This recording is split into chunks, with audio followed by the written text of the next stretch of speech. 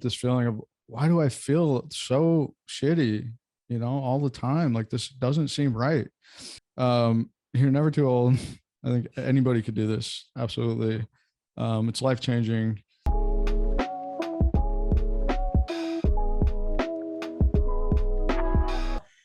I'm talking to Ryan Vanniekerk today on Tongue-Tied, My Healing Journey. And Ryan just had his release a week ago. And this is the first time we're meeting each other, and we're recording a conversation to talk to each other in this really unique phase where you just had your tongue release and I'm about to get mine. I actually got my date today. Woo! Oh, congratulations. Good stretching. I'm over here just flexing my tongue. I'll be mid-October, so the 19th is my, it feels weird to have a date on it now. It does. The date makes a big difference. I remember when I got my date, I was like, wow. It was almost like when you book a vacation and it's like months away, but just having the ticket, or whatever, the hotel room, whatever it is, it gets you more excited. Whereas you're like, I'd love to go to Europe, but you don't have a ticket or anything planned, but then you get the ticket and you have this date. I talked to my myofunctional therapist today. I had orofacial myofunctional therapy today on Zoom, and we were talking about how important all the exercises are and how you're working up. And I realized how the way that they formatted the correct therapy to get your tongue tie released, because some people will just get it cut and that usually doesn't have very good outcomes. It's like having really good sex. There's a lot of foreplay involved. You have to get really warmed up. And that's basically the point of what you did. And what I'm doing right now is getting warmed up for and she called it the climax, which is what triggered that analogy, was for the release. I mean, you could definitely equate it to that. It is quite the emotional, and we'll get more into that. But yeah, yes. I'm excited to hear. Yeah. So first, can you just say who you are, where you're located, a little brief intro about yourself? Sure. Yeah, my name's Ryan. 32 years old. I live in San Francisco, California. I found I found your videos that you posted in the group. I think so. I probably joined the Facebook group, the Adult Tongue Tie Facebook group, which I think you'll probably post this there. Maybe about 3 months ago, maybe a little bit longer. And I'm the type of person where when I start to learn about something, I have to fully immerse myself and find every possible resource and read everything and watch everything and listen. So this is all just to say that when I found that group, it was like this encyclopedia of information and knowledge that I was just so excited to find. And I spent weeks just going through there and finding every video, every post, everything I possibly could. And you've probably, at this point, you're probably kind of in the same boat as me. But it is hard to find quality information. There's a lot, it's hard to try to go through this. It's like walking into a room and there's a bunch of books on the wall and none of them have any titles on them, or and you're just like, let me just pick up this one thing and read it and see what I can find. And especially on Facebook, right? Because you're like, oh, this is an interesting post, and then it'll say 135 comments, and you're like, oh shit. And then you start reading the comments, and you're like, wow, there's actually more useful information in here even than in the original post, because people ask a lot of questions in this group, which I love.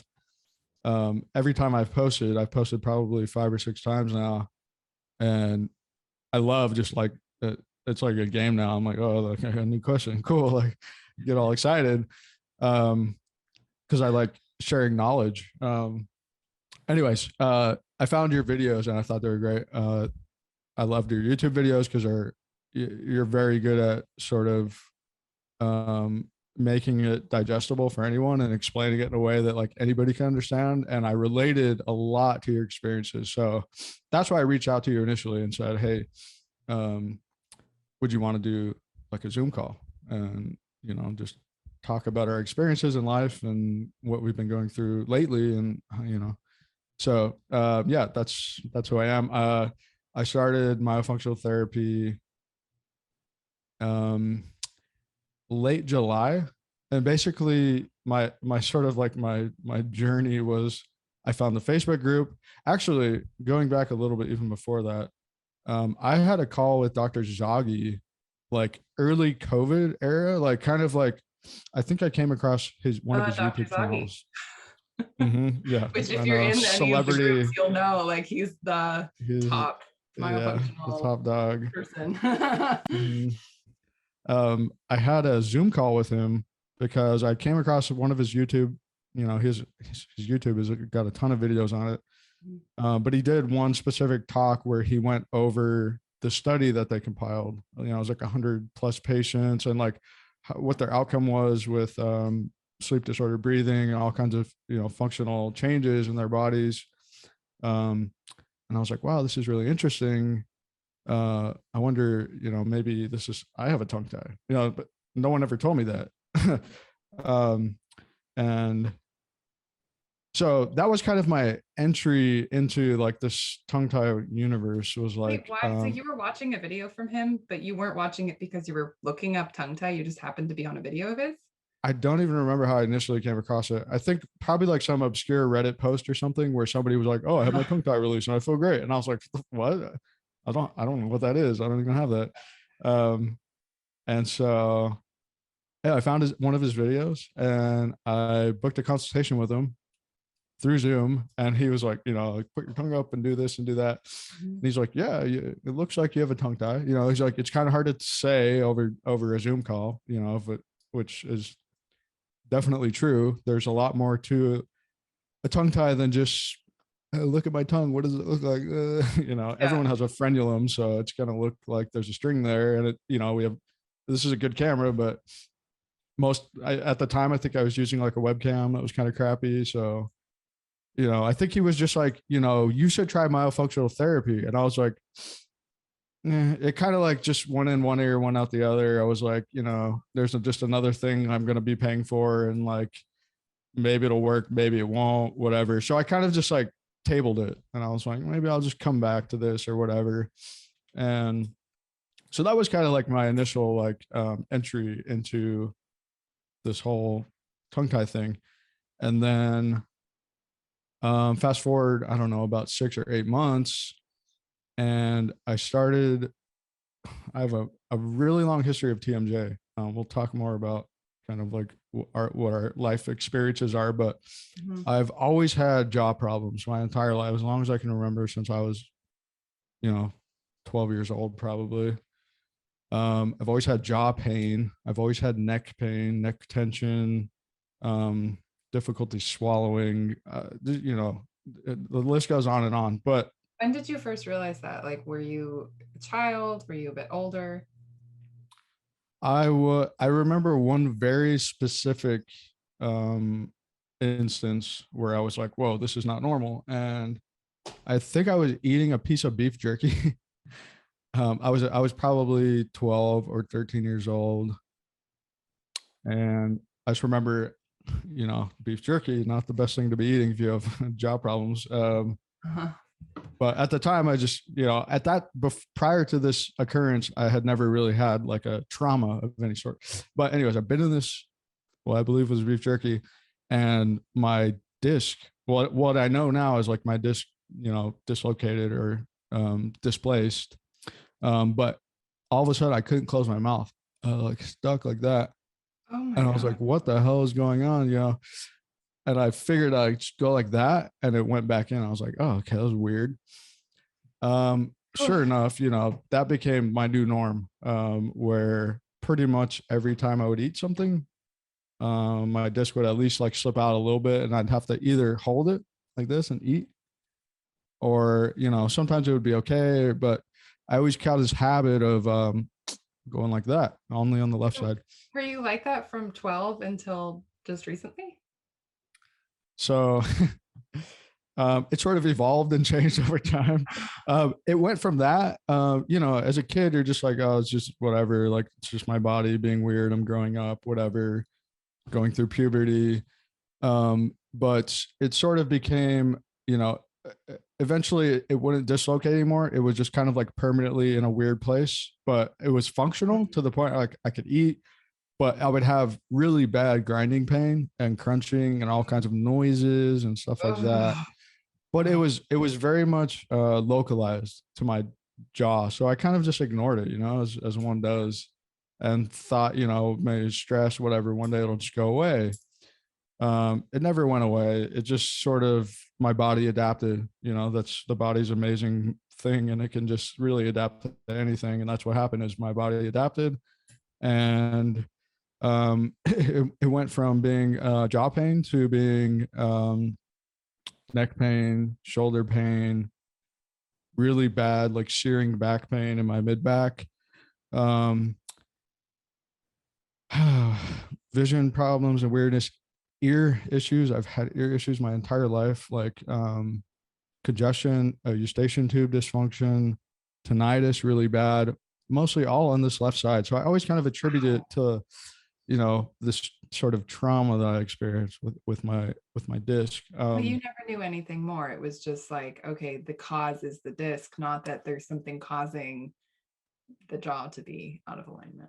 Exactly. And I never had braces as a kid or anything like that. My dentist, my childhood dentist never really pushed for it. I had crowded, my teeth are straighter now because I've had some orthodontic work, but I had very crowded, narrow teeth, especially on the bottom, but on both arches. I still have a very narrow palate and a very, this is like one of my orthotics. I'll hold it up. I don't know if it'll focus. You can see it's like very much like a V shape, right? Oh yeah. So that's because I have a narrow palate. But I never had. What was I going to say? I lost my train of thought. Anyways, yeah, I always had like crowded teeth, and like my dentist never really stressed like any. I told her about my disc, but I didn't really. I did a bad job at sort of explaining how much of a problem it was for me, because I was just a It kid sounds and like I it was like, really affected your life. yeah, it was more like I didn't want to deal with all the kind of fallout of like having to like maybe have surgery. And I was kind of like a kid, as a kid, I didn't really want to like think about, I never wanted braces because I was scared of like it was going to hurt, stuff like that. I think my brother I have an older brother, a younger sister. My brother, I very much was like, I don't want braces, they're gonna hurt, like whatever. And so I was always in my head, like, if my older brother doesn't want it, like I don't want it either, Mm-hmm. sort of following his footsteps. So I kind of just always ignored it. And as I got older, it just became more and more of a chronic, really systemic problem with my entire body. And so I would say I know I'm kind of rambling, so if you want me to keep talking, I'll just keep going. Otherwise, Well, I'm curious, did you have any cognitive issues? Like, you said lost my train of thought, and it kind of jolted my memory of how I feel like I have dealt with lack of ability to concentrate and focus and different kind of like things that might be called brain fog. And I know a lot of that has to do with diet. And I've recently changed my diet. And that's one thing I want to talk to you about, because I know that you talked about being keto through this. But what was with like, did you feel cognitive effects before? And I'm really curious after, if you're experiencing anything immediately, or if you think that's more long term, or if you aren't having that at all. yeah, absolutely. I've definitely my entire life I've had some form of cognitive impairment. As you described, brain fog is a very common way to describe it, because it's not always this. It's not like, oh, I have trouble thinking. It's like just sometimes like I just have trouble thinking. Sometimes I have trouble remembering things. Sometimes I'm an emotional wreck. Like sometimes, it kind of presents itself in a lot of different ways. But for me specifically, things I can remember as a teenager, always being like exceptionally tired in class all the time, just like I can't focus on my teacher's saying because I just want to sleep, kind of thing. Did And it wasn't you like get sleep studies in conjunction with this, or have you ever had a sleep study? I have had a take-home sleep study many years ago. I would say 6 or 7 years ago. Um, and I was going to do one last year, and then they had just it was COVID was kind of at its peak. Right, it was like just another thing for us to go through. And I had a sleep study scheduled, and they had to cancel it because they couldn't get the tech to, like, it understandably, like, having a sleep study where you're like sleeping at a shared locate, just not doesn't really pair well with the pandemic. So I have not had one since I've been on this tongue tie journey. How do you feel like your sleeping has improved and your feeling of wakefulness during the day? So sleep is one thing that I'm still trying to understand what, kind of what goes on with my body when I sleep. So I'll tell you, since my release, my sleep has not changed significantly at all. But the difference is, even though I'm getting about the same amount of sleep, I would say about 6 hours a night, when I wake up, I feel so much more ready cognitively to take on the day than I did before my release. And so I don't call know. That a change? What's that? I would call that a big change. Absolutely. Well, okay. So I meant from like a physical sleeping standpoint, if you were just to watch me sleep, it wouldn't look like I'm sleeping differently. Yeah. And I still do wake up in the middle of the night, but there's a lot of stuff, a lot of history with my sleep. And I'm also currently wearing like a nighttime guard that was made by a dentist a couple years ago, and it hasn't been adjusted in a long time. And it's very big in my mouth. And so when I sleep with it in, my tongue doesn't feel like it likes it because it takes a lot of space in my mouth. And I already have a pretty small mouth. And so this is something I've talked about with my new dentist, which I'll go into more detail about her. But, sleep in terms of number of hours hasn't changed. And I'm still somewhat restless, but I don't have the tension in the morning, which is a huge, huge benefit for me because I was waking up in so much shoulder pain. My shoulder was getting stuck like this every night. Back of my head would hurt. My jaw would just be so stiff. All of that is gone. So, that I would definitely, I would bucket that in with like sleep changes for sure. I would like to get more sort of deep restful sleep, but I think that's probably going to come with time. And also, I don't have the best bedtime habits. I tend to stay up late and stay on the screens for too long, and I can relate. Play a lot of video games, so like these things also are habitual that need to be changed, that aren't just gonna all of a sudden not happen when I get my tongue tie released, So what was the thing that got you like, okay, I'm gonna make the energetic financial time commitment, like Dr. Zoggy was right, I'm gonna go forward and find the person that I'm gonna do this with and like pay them and get it all done? So there were two sort of catalysts. One was going to this new doctor that I've been going to. So in early July, so I live in San Francisco. There's no shortage of TMJ dentists and specialists and sleep apnea dentists and you name it. I mean, we have it. Where I live, there's like one. And if you don't like them, you got to go to the Bay Area. You should all luck. Yeah. So it's almost like we have too many options. You have too few. So in terms of, financial commitment that I've put in towards finding a doctor that I like, I'm like at least a few car payment, at least a few like a house down payment at this point, basically. Anyways, about 3 months ago, I had actually found this doctor. Her name's Kimberly Dickerson.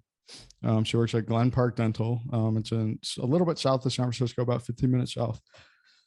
And I had found her during the pandemic when I was basically kind of almost at my rock bottom, where I was like, I just can't really, I'm not functioning in my daily life. I'm doing poorly at work. I'm like not being like a present, I have a girlfriend and we live together, and I didn't feel present and emotionally available. And all of this really was like, I was stuck in the cycle of pain and tension and like, borderline depressed and just unhappy. And so I was trying to find a new doctor because the one I was with just wasn't really helping me. And so I found Kimberly, and they were closed because of the pandemic, and I couldn't get a hold of her, and it was impossible to get an appointment. And so I kind of just gave up and found someone to sort of, pass the time that would like make a new orthotic for me, which was like just, I have as many orthotics as, somebody would have like Pokemon cards. Like I just have a collection of different, I've tried every type, every style, every, you name it, I have it. And so, Yeah. Anyways, fast forward to July, I was able to actually make an appointment. I basically said, I'm trying to find somebody that's closer to where I live and has sort of the street cred, has gone to like, there's the LV. I don't know if you're much in the TMJ world, but there's like all these different schools of TMJ, and there's like the LVI, Las Vegas Academy, all of these different places that basically train your everyday dentist on how to become more capable of treating patients that deal with chronic pain and sleeping issues and stuff like that. It sounds pretty similar to the whole tongue tie world. Very much so. And so she had kind of all the credentials I was looking for in a TMJ dentist. And so, I booked a consult with her, and on my very first visit, like almost within, probably 10 minutes of her, like looking at my mouth and measuring my teeth and, doing what they do with that, measuring the noises of your joints. And, they hook all these, electromyography sort of like modules onto your face, and they're reading kind of like, figuring out like why your muscles are so overactive. And mine are just always have been off the chart. And so oh my God. it looks like, like if you're at like a Daft Punk concert and it's just like, mine are just like, mine are bumping. And so Dr. Dickerson, while she was basically looking at my mouth and doing all this stuff, basically said, you have a class 3 tongue tie. She said, this is definitely something you should consider us fixing because we do it here. And I was like, again, it kind of, at that point, I was like, okay, now I've heard of Dr. Zaghi, and, I've done some research about this. So it was kind of like, I raised my eyebrow a little bit. I was like, okay, like somebody has finally told me this is a thing that I have that I deal with. And so, but at the time, I was still more convinced that if she could, either make me a new orthotic or, modify the one I had, that I would feel comfortable, because I have gotten a lot of relief from orthotics in the past. But it's always a very, very temporary, like I'm talking, 3 days at most, where I feel good, and then it will just kind of revert back. And so once she told me that, I actually did have her, I spent kind of the first month going to see her like every week or two, and she was making occlusal adjustments, like basically means she'll put some like wax paper in my mouth, I'll bite on it, and it'll put marks on here. Yeah. And she'll, remove, they call the interferences, basically where your teeth are coming together where they shouldn't be, right? Yeah. And so this is very much a real thing. Like this is a very, if you have any history of TMJ, you know what I'm talking about. Mm-hmm. And I know what you're talking about from my dad continuing to do this his entire life. Mm-hmm. I'm very, very suspicious that my dad has one, but he's just been doing TMJ stuff for years. Yeah. So I at this point, when I met Kimberly, I had probably been to a dozen different dentists, and I would say almost all of them had created an orthotic for me, because I was like, I just have to find the right person that knows what they're doing, and they have the right training, the right expertise, blah, blah, blah. I was just always convinced, like, I just need to find the right person, right? Somebody will be able to help me. One thing I'm hearing in your story that I'm like reflecting on how it relates to mine is how important your mindset was into your ability to like get treatment or not. Mhm.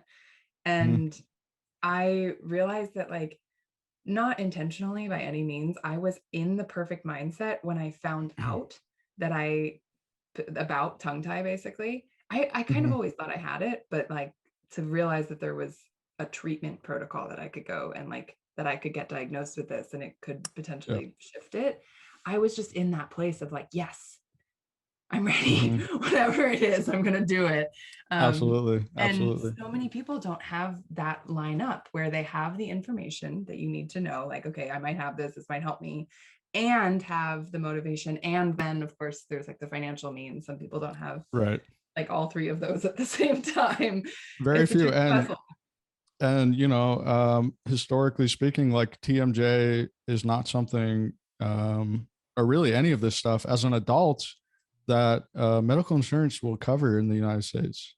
Yeah, I'm Um, actually currently contesting with my insurance because they said that they mhm. would cover it, and then it was like out of network, and so I've made an appeal. I Yeah. don't think it's going to work, but at the same time, it's like they should cover it.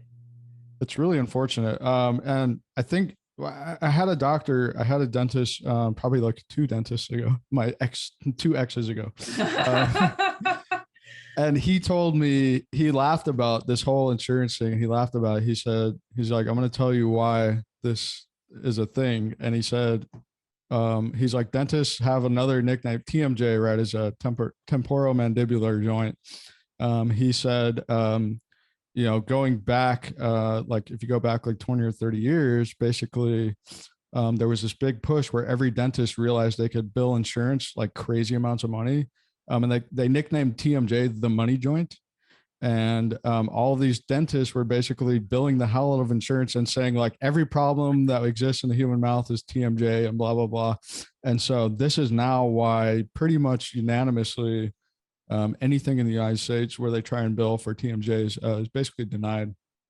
And that's been my experience my whole life. I've never had insurance cover anything towards orthotic or any type of treatment that I've Wow. had done. Um, so Yeah, I've it's been very surprising. lucky that Not I surprising. live in San Francisco and I'm a software engineer. So I've financially been able to sort of find my way through this journey, but I don't know how I would have done it. Had I not been in this fortunate, you know, sort of situation I'm in. So, Yeah. anyways, so catalyst number one was basically uh, my doctor, my Kimberly Dickerson, saying you have a class 3 tongue tie, and then joining the Facebook group. I think I joined the Facebook group shortly after that, and then the thing that really pushed me, and I realized like, okay, this is something I need to do. There was somebody in the Facebook group. I went in the Facebook group and I typed in Kimberly Dickerson, just hoping somewhere something would pop up. Sure enough, one of her patients from a year ago, her name's like Sharina or something like that. I can't remember. Sorry, but she's commented on several of my posts recently. But she wrote her entire experience about working with Kimberly Dickerson and the exact myofunctional therapist that works out of her office that I've been seeing. And she talked about how it changed her life, how Mm. she showed pictures. I remember the first post I read, she's like, this is my 1 year update. And I was like, holy shit. I mean, like you saw her face was just like, looked so just relaxed and Mm. just The jaw smile, positioning. Isn't it? happy. I like I've the never looked at glow. photos of people like I look at photos of people now. I'm like, oh, you have a tongue tie. Oh, look at that. You're doing compensations and you're, oh, look, that is good jaw development. Exactly. It changes everything. It changes the way you look at people. Um, yeah, it's really fascinating. So I read her post and I messaged her and I said, um, you know, thank you so much for sharing this. I've been seeing Dr. Dickerson for a month now, and she basically diagnosed me with tongue tie. And, you know, I want to pursue this release and I want to, like, can I ask you some questions? And so, you know, she was super nice about it. I'm like so excited that I found her. And so very much like those are the two things, you know, finding this doctor and her saying I have a tongue tie, and then finding just having that somebody you could relate to and that is like going through that same experience, and like the way she described her body before, I was like, wow, this is this is a reflection of me, and like, so that very much gave me the confidence to pursue this treatment. And that's really, yeah, I think your question was, what made me really push to do this. And that was really, those were the two things. That and just being absolutely fed up with feeling like shit all the time. That's a big motivator. Yeah. So, from that point on, basically what I did was I said, I'm going to commit myself to doing this myofunctional therapy. Even before I was I was calling Dr. Dickerson like every day, like, please get me an appointment. I want to like start doing this thing. And like, she basically her nanny had gotten really sick at the time. So she was like out of the, it's just one of those things where like, I'm the type of person where like, if I want something, like I just like, it's the only thing, I just tunnel vision focus on it. And I was like, of course, like, her nanny got sick. And so, I had to wait a little bit longer. But basically what I started doing was I found an iPhone app. There's like one iPhone app related to myofunctional. I was actually kind of very surprised that there's so little in terms of, like the App Store, right? The App Store has everything. And I was only able to find one app, and it's like, it's translated from, I don't know if it's Brazil. It might be Brazilian. Anyway, so like all the English in it is really funny. Like, none of it makes sense, but basically there's a button that says, it says, let's training. I don't know if it'll focus on this. There it goes. Okay. Let's training. Right? So like you push this, right? And then you get this list. English editor. You get this list of basically 8 different exercises. Okay. Luckily, those are readable. And then you click on the exercise, and it shows you how to do it. What? Right? Okay, that's like freaking awesome. It tells you what to do, and then there's a timer, right? So you click start, and it'll you basically do each exercise. I was imagining that there would be an app for this when I was doing mine. I'm like, each practitioner could even like drag and drop the little modules for the one. Oh, I'm a software engineer, so my mind was just like gears were turning. I was like, okay, this is a business idea. Anyways, you should make it. Yeah, let's talk after this. And so there were 8 exercises. It's like push to the spot, right? Tongue to the left, tongue to the right, tongue down, tongue up. And then you take a spoon. The spoon has never left my side for like 2 months now. Push your tongue into it. I haven't done and that then one. The last one is hold the spoon with your lips for 10 seconds. So I started doing this on my own. I did it, and the app only lets you do it once a day. When I started out, I was like, oh, I'm going to do this like 5 times a day. Yeah. So the whole app is based around, I believe, a study done by, let me see, they actually linked to the study in the app. My recommendation is for my exercises twice a day. Yeah. I mean, this is, so they linked to like a WebMD study about obstructive sleep apnea. So this whole app, the way they market it is, you're going to snore less if you do this for 8 weeks, right? But to me, it was like, I just want an entryway into this myofunctional therapy. I didn't want to do anything crazy, because I basically had an appointment scheduled like 2 weeks out. And I was like, I'm going to, on my own, I'm going to do these exercises for 2 weeks and see what happens. Right. And so I remember I did them the first night, and I got to the one where you go, and as soon as I put the spoon in, it was just wobbling so much, and it hurt so bad. And I was like, oh my God, my mouth is like so dysfunctional. And I was just, at that moment, I was convinced like I need to do these exercises. Right. Yeah. And by day 3, like my mouth was throbbing. I mean, and I was only, and at first I thought I was going to be able to do these things like, 5 times a day. But, sure enough, like by day 3, my lips were so sore, and like, my tongue was like tired. I was like, wow, like I suck at this, And so I was that talking to my facial myofunctional therapist today about how different people are in doing these exercises. And I think that I had a leg up because I'm a musician and because I had to do tongue training to like embouchure and like I'm up do the flute. So it's like a woodwind. So you're using your tongue a lot. There's like, tonguing involved in it. And I do a lot of singing. And so I think I had a decent amount of strength. But yeah. I've experienced what you're talking about with like, she had me do the clicking one last week and it was, Suctions and then pops and all that. yeah. And oh my God, the first time I did it, I was like, wait, I have to do this for a minute. I can't do it for a minute. Yeah. The suction hold for a minute Yeah. is challenging. It was challenging for me for the entire 8 weeks, until, well, that's not true because I didn't actually get told, she every 2 weeks, Jeannie was the name of my myofunctional therapist.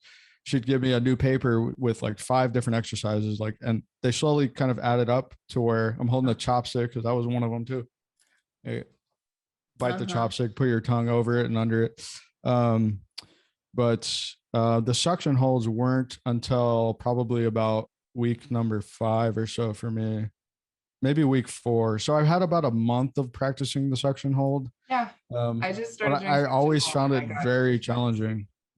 Yeah. It was always, even to the very day of my release, I had trouble doing the suction. I was sitting in the chair and there. Did you have to meet a certain benchmark before you were cleared for your release? The benchmark was seeing Janie every 2 weeks and her saying, "You're on track. You look good. I see the changes that are happening. Exercises were getting easier.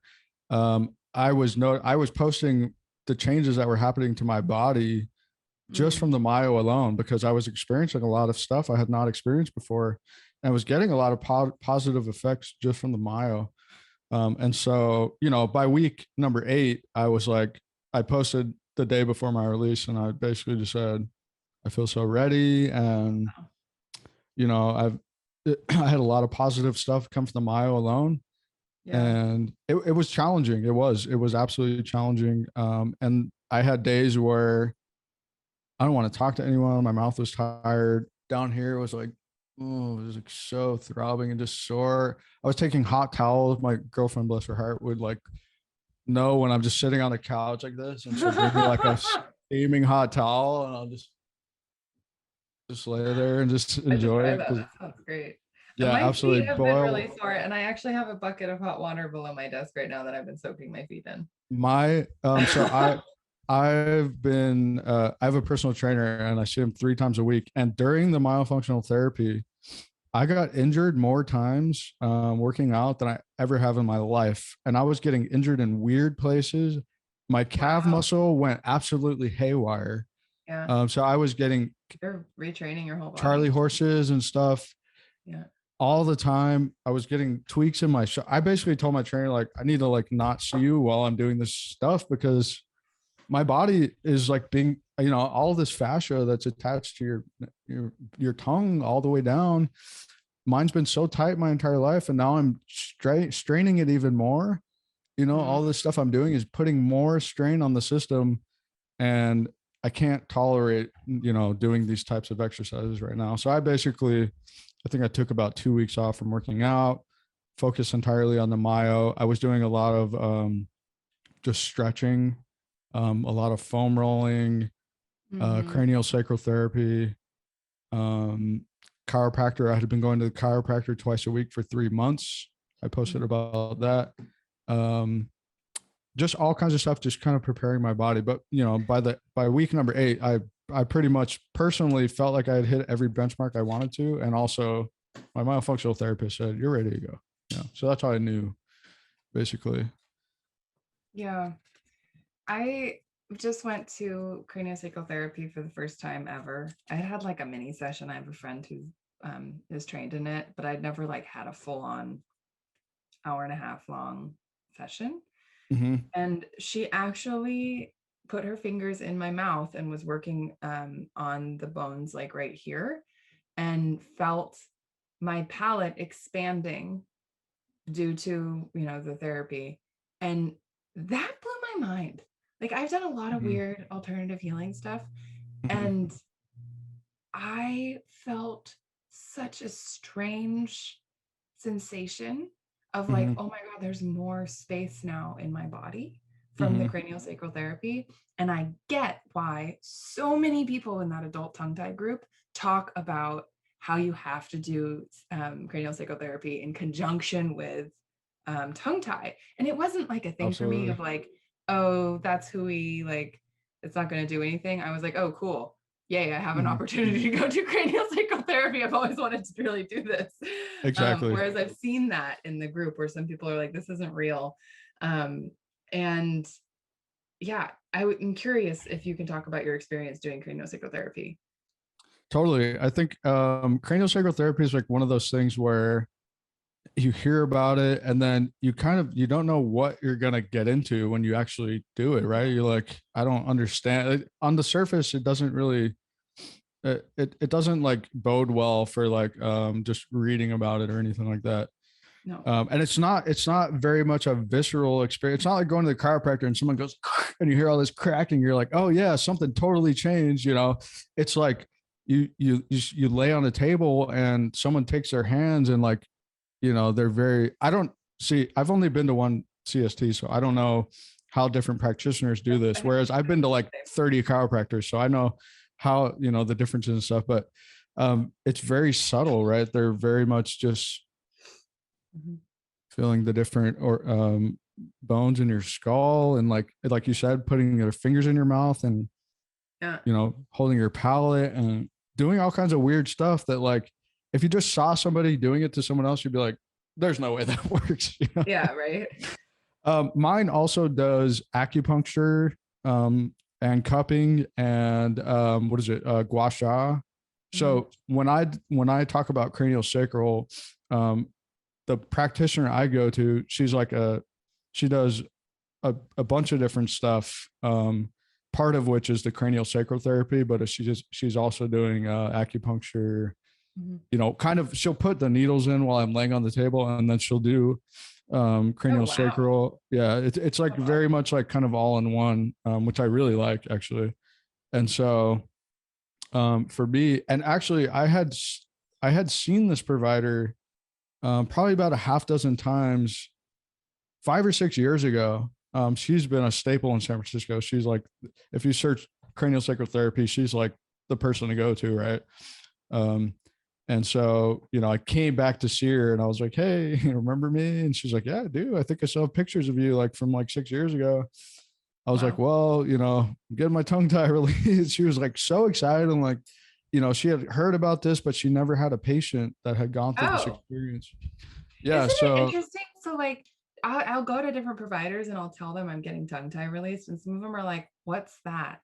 Like in yeah. the freaking sleep study, my sleep Yeah. I technician remember your YouTube video. You talk about had this. Yeah. no idea about tongue tie versus like Mhm. my chiropractor.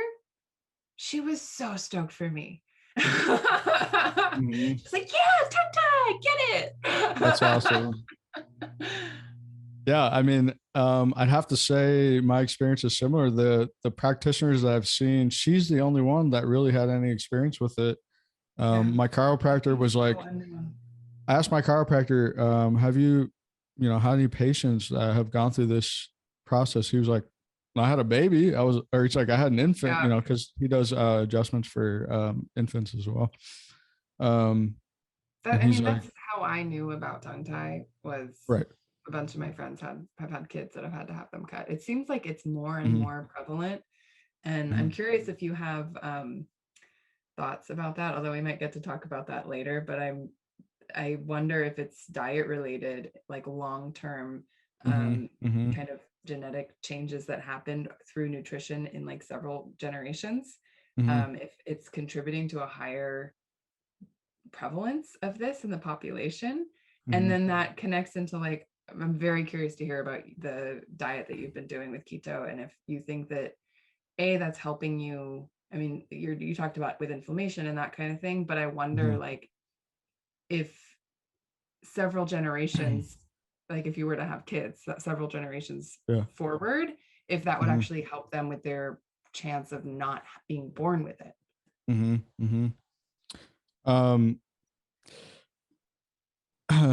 Yeah, I'll talk about the diet stuff in a second.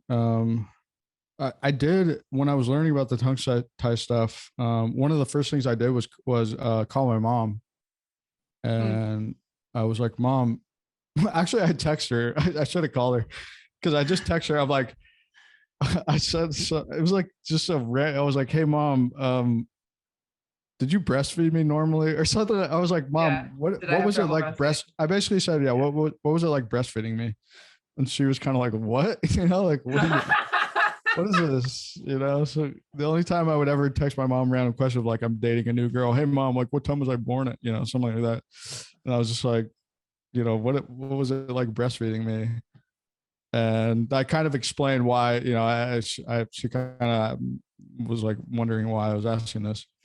And anyways, basically what she told me was, I breastfed normally, like I latched normally, and there wasn't like pain or anything. But I was only breastfed. I was breastfed for like 3 months, I believe, and then she, unfortunately, her sister got really sick, so she basically left to go be with her sister for a while. So I wasn't being breastfed. I presume at that point I was bottle fed after the first 3 months. But she didn't You have know, like, she didn't mention sore nipples or like that you weren't getting enough milk or anything like that. and you know, and the other thing she basically said like, well, the doctor never said anything about it. Also, you know, which is like, yeah, reading it, knowing what I know now, I wouldn't totally. expect every doctor to really look for this anyway. So Since July, since I found out about tongue tie, I think I've talked to, well, one midwife, and several friends who either had kids or like they're like a grandma or something, and they're, you know, there's kids around them, and they know that this baby had the doctor said to them something like, well, I think there's a tongue tie, but I don't think it's worth releasing. right. And knowing what I know now, I'm like, oh my God, go get the release today. Like every day matters. Your baby is forming mouth habits. Like go get the release as soon as possible so they don't have to like deal with the effects that I'm having to deal with now. And knowing my mom had a doctor presented it to her like that, she would have said, absolutely do not hurt my baby, you know, because like they're very much like, you know, I'm not circumcised, which is another thing that sort of like ties in all this is like elective procedures, you know, when you have a child, like you see these things as you know, why do it if it's not going to make a difference for my child kind of thing, you know? And so had they even presented it to my parents, they probably would have said, well, why would we need to do that? What? Well, you're going to cut open my child's tongue? Like, no, how you know? It might be considered like circumcision and how honestly, I mean, I know that there's cultural uses of circumcision, but like scientifically and having experienced the difference, like there is a big difference, and it just cuts nerves and it causes lots of unnecessary pain and lack of feeling. And same with female genital mutilation. I mean, we call it female genital mutilation, but we don't call circumcision male genital mutilation. And I never thought about how that could be a reason that mothers or whoever are like, no, don't touch my baby. Like, I'm not gonna, they're perfect.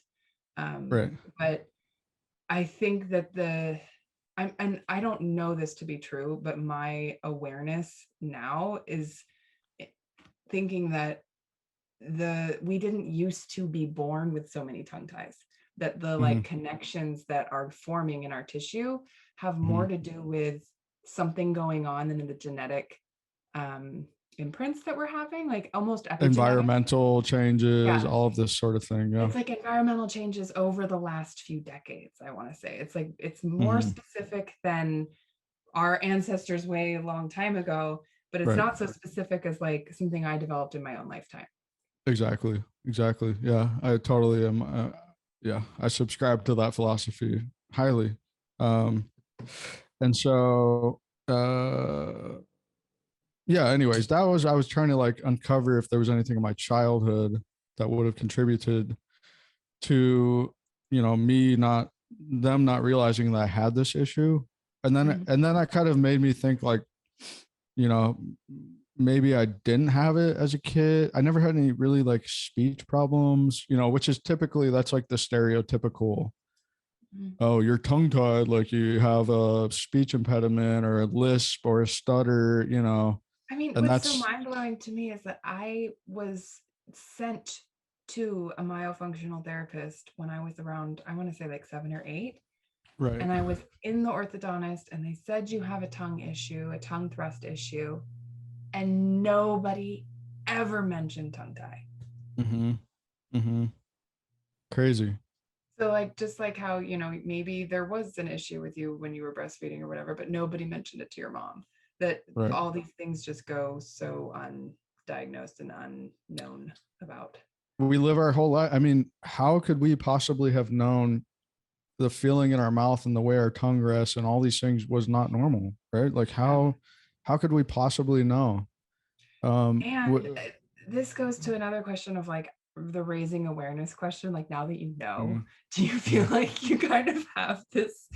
I mean, it feels a little weird. Like, I don't want to be invasive with people and I don't want to sound like they have to do this, but I want them to be aware if they want to be aware. So there's that edge of like, I want to talk about this. I'm really fascinated by this right now. And I think this could benefit you, but also people might get really defensive. I've had that with people of like, no, nothing's wrong with you. Like, what are you saying?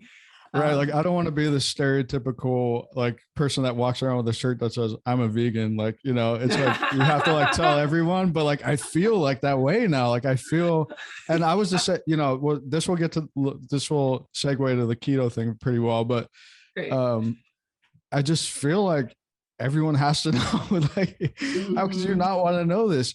And my first foray into that was actually posting on my Facebook 2 days ago.